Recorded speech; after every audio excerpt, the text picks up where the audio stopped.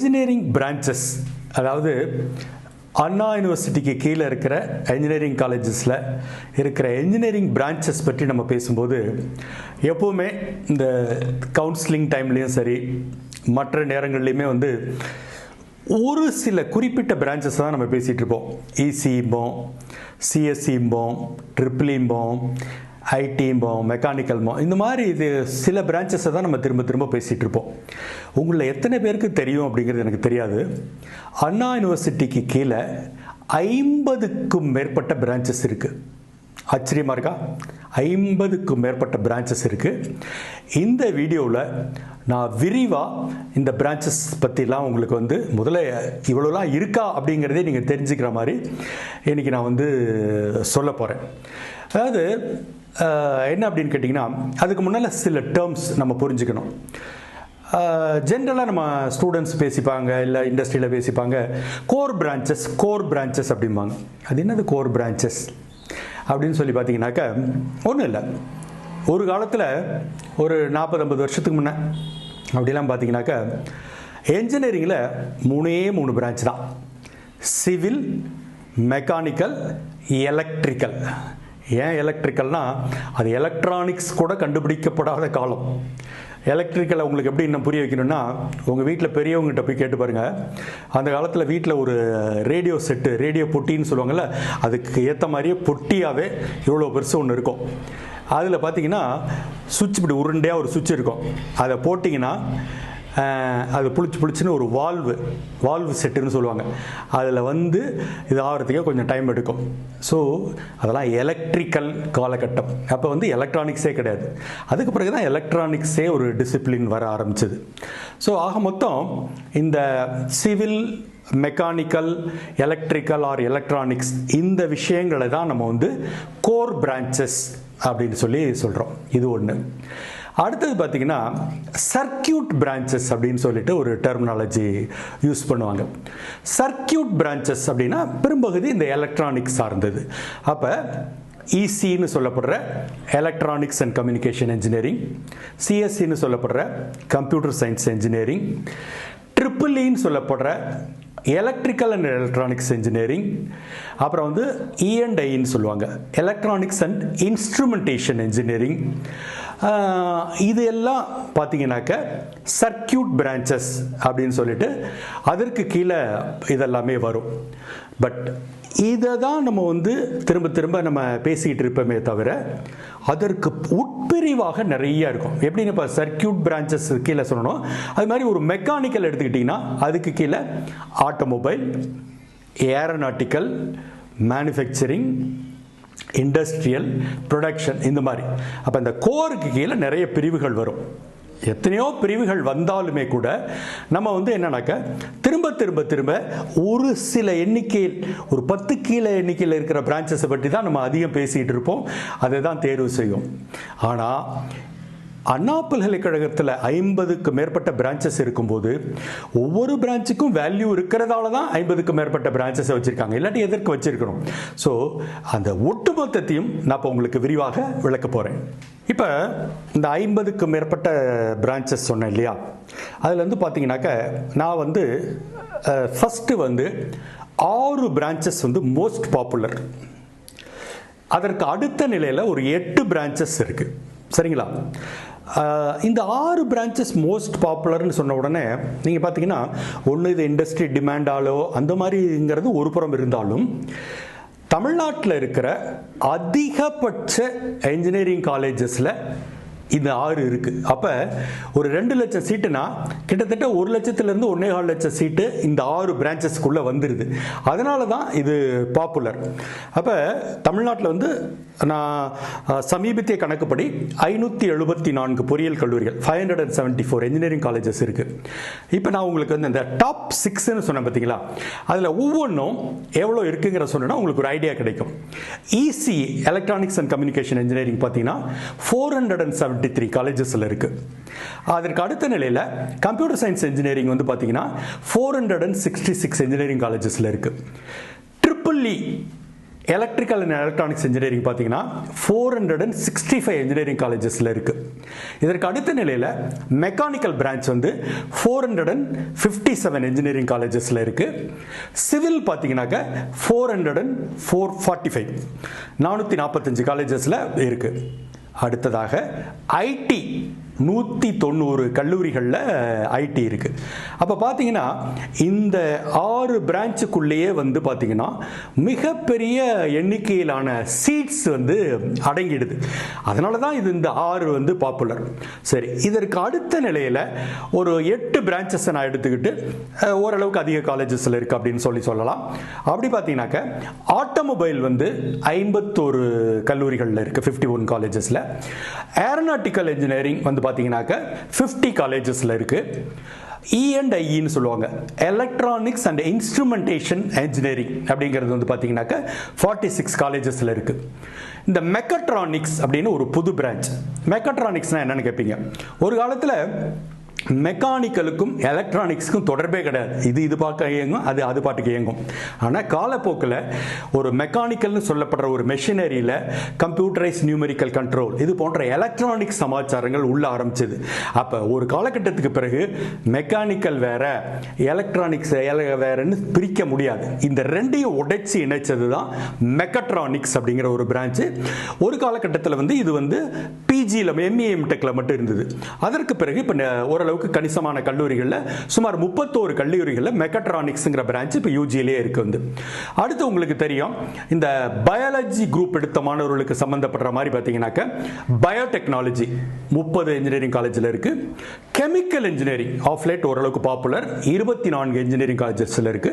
அடுத்து இந்த பயாலஜி சம்பந்தப்பட்ட பயோமெடிக்கல் 14 கல்லூரிகளில் இருக்கு. அக்ரிகல்ச்சரல் இன்ஜினியரிங் 13 இன்ஜினியரிங் காலேஜஸில் இருக்கு. வந்து பார்த்தீங்கன்னா ஃபர்ஸ்ட் 6க்கு பிறகு ஒரு 8 பாப்புலர் சொன்ன 14.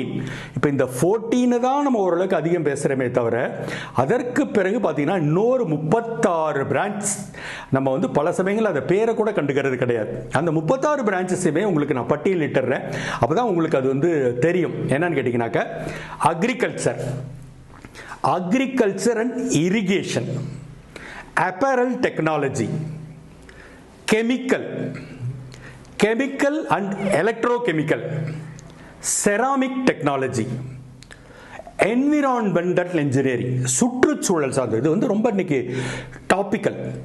எலக்ட்ரானிக்ஸ் அண்ட் டெலிகம்யூனிகேஷன், அதாவது அந்த நம்மளுடைய வழக்கமான எலக்ட்ரானிக்ஸ் பீரியட் சேர்ந்து இன்னைக்கு டெலிகம்யூனிகேஷன்ங்கிறது ஒரு ஸ்பெஷலைஸ்ட் ஏரியா, அதையும் இணைத்து செயல்படுறது.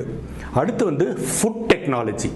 இன்னைக்கு ஃபுட் டெக்னாலஜி அப்படிங்கிறது பார்த்தீங்கன்னாக்க வந்து இது வந்து ஃபுட் ப்ராசஸ் இன்ஜினியரிங்கிற பேர்லையும் இருக்கும், வந்து ஃபுட் டெக்னாலஜிங்கிற பேர்லையும் இருக்கும். வந்து இது வந்து ஒரு நல்ல பிரான்ச். இதற்கு அடுத்த லெவலில் நீங்கள் பார்த்தீங்கன்னாக்க வந்து ஃபேஷன் டெக்னாலஜி. ஃபேஷன் டெக்னாலஜியுமே வந்து இது தனியாக வந்து NIFTன்னு சொல்லி national institute of fashion technology கல்லூரியிலையும் படிக்கலாம். இங்கே இது ஒரு இன்ஜினியரிங் படிப்பாக நம்ம அண்ணா பல்கலைக்கழகத்துக்கு கீழேயும் இது வந்து இருக்கு. அடுத்து வந்து ஜியோ இன்ஃபர்மேட்டிக்ஸ். இந்த ஜியோ இன்ஃபர்மேட்டிக்ஸ்ங்கிறது இன்னைக்கு வந்து இன்னைக்கு ரொம்ப ரொம்ப ஒரு நல்ல பயனுள்ள விஷயம். சென்சார் சார்ந்தது, ரிமோட் சென்ஸ் சார்ந்தது. இது ஒரு நல்ல ஒரு பிரான்ச். அடுத்து பயோடெக்னாலஜிலே வந்து இண்டஸ்ட்ரியல் பயோடெக்னாலஜின்னு இன்னொரு ஸ்பெஷலைஸ்ட் ஏரியா. அடுத்து வந்து இன்ஸ்ட்ருமெண்டேஷன் அண்ட் கண்ட்ரோல்ங்கிறதே ஒரு தனி பிரான்ச். வந்து திரும்ப இண்டஸ்ட்ரியல் இன்ஜினியரிங். இந்த இண்டஸ்ட்ரியல் இன்ஜினியரிங்கிறது மெக்கானிக்கலோட ஒரு ப்ரொடக்ஷனோட ஒரு உட்பிரிவாக இருந்தாலும் இதில் வந்து கொஞ்சம் கணிசமான அளவில் மேனேஜ்மெண்ட் சப்ஜெக்ட்ஸ் வரும். அதை இணைத்து இன்னொரு பேப்பர் தனியாக ஒரு பிரான்ச் இருக்கு, இண்டஸ்ட்ரியல் இன்ஜினியரிங் அண்ட் மேனேஜ்மெண்ட் அப்படின்னு ஒரு தனி பிரான்ச் இருக்கு. அடுத்து வந்து லெதர் டெக்னாலஜி. உங்களுக்கே தெரியும், நம்ம நாடு வந்து தோல் சார்ந்த பொருட்கள் ஏற்றுமதியில் பெரிய முன்னணி வைக்கிற ஒரு நிலை. அதில் வந்து லெதர் டெக்னாலஜிங்கிறது ஒரு இம்பார்ட்டன்ட் பிரான்ச். அடுத்து மெட்டீரியல் சயின்ஸ் இன்ஜினியரிங்கிறது இன்னொரு ஸ்பெஷலைஸ்ட் பிரான்ச். அடுத்த நிலையில் வந்து பார்த்தீங்கன்னாக்க மெடிக்கல் எலக்ட்ரானிக்ஸ். மெடிக்கல் எப்படி பயோமெடிக்கல் இருக்கோ அது மாதிரி இன்னைக்கு காலகட்டத்தில் மெடிக்கல் எலக்ட்ரானிக்ஸும் வந்து ஒரு புகழ்பெற்ற பிரான்ச் அப்படின்னு சொல்லிட்டு நான் சொல்லுவேன். வந்து இதற்கு அடுத்த லெவலில் பார்த்தீங்கன்னா மைனிங் இன்ஜினியரிங், சுரங்கம் சார்ந்தது. இந்த மைனிங் இன்ஜினியரிங் பற்றி நான் சொல்லும்போது ஏற்கனவே சொல்லியிருக்கேன். பெண் பெண்கள் வந்து இதில் எடுக்க மாட்டாங்க. உடல் ரீதியான சில காரணங்களுக்காக இதில் வந்து பெண்கள் வந்து எடுக்க மாட்டாங்க. ஸோ மைனிங் இன்ஜினியரிங் அப்படிங்கிறது அது ஒரு தனிப்பிரிவு. அடுத்து வந்து மேனுஃபேக்சரிங் இன்ஜினியரிங். இது வந்து நம்ம காலேஜ் ஆஃப் இன்ஜினியரிங் கிண்டியில் இருக்குது. நான் பல நேரங்களில் பார்ப்பேன், இந்த கவுன்சிலிங்க்கு போகிற ஸ்டூடெண்ட்ஸ் வந்து இவங்க சிஎஸ்சி வேணும், இசி வேணும்னு பார்த்துட்டு இது இல்லைன்னு ஒன்று வேறு காலேஜுக்கு போகிறேன்பாங்க. நான் சொல்லுவேன், டே உங்களுக்கு வந்து இந்த மார்க்குக்கு சிஇஜி கிடைக்கும், இந்த காலேஜ் உள்ளே போகிறதே பெரிய விஷயம், நீ போய் இந்த இங்கே இருக்கிற மேனுஃபேக்சரிங்கை வேணான்னு சொல்லிட்டு வெளியில் போறியன்னு சொல்லுவேன்.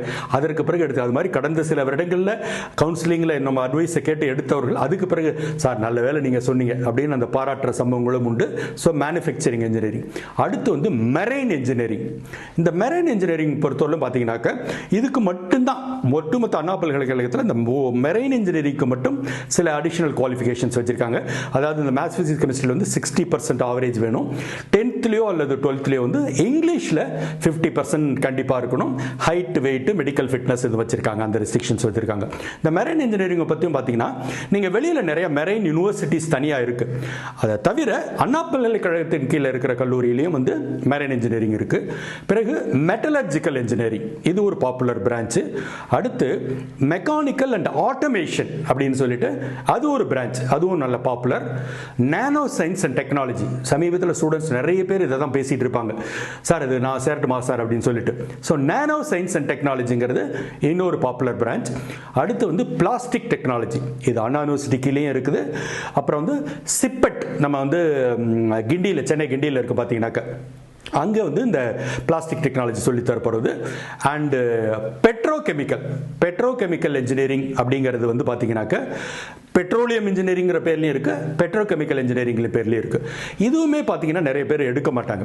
நான் வந்து இதை பற்றி நான் சொல்லணும் அப்படின்னாக்க, கெமிஸ்ட்ரி படிக்கிறீங்க இல்லையா, இந்த கெமிஸ்ட்ரி படிக்கும்போது பார்த்தீங்கன்னாக்க நிறைய மாணவர்களுக்கு கெமிஸ்ட்ரி ஐயோ எனக்கு கஷ்டம் அப்படிம்பாங்க. அப்படி ஒரு வகையராகவும் உண்டு. இன்னும் ஒரு பகுதியினர் பார்த்தீங்கன்னா எனக்கு கெமிஸ்ட்ரி தான் பிரமாதமாக வரும் அப்படிம்பாங்க. அந்த மாதிரி வகையராகவும் உண்டு. அவங்கெல்லாம் பார்த்தீங்கன்னாக்க கெமிக்கல் இன்ஜினியரிங் தாராளமாக எடுக்கலாம். அதுக்கு ஈக்குவலாக ரிலேட்டட்னு பார்த்தீங்கன்னா இந்த பெட்ரோகெமிக்கல் அண்ட் பெட்ரோலியம் இன்ஜினியரிங் எடுக்கலாம். ஏன்னு கேட்டீங்கன்னாக்க இது பயந்துகிட்டு நம்ம பாப்புலர் பிரான்ச்சை தவிர இதெல்லாம் வந்து நம்ம தொடர்றது கிடையாது.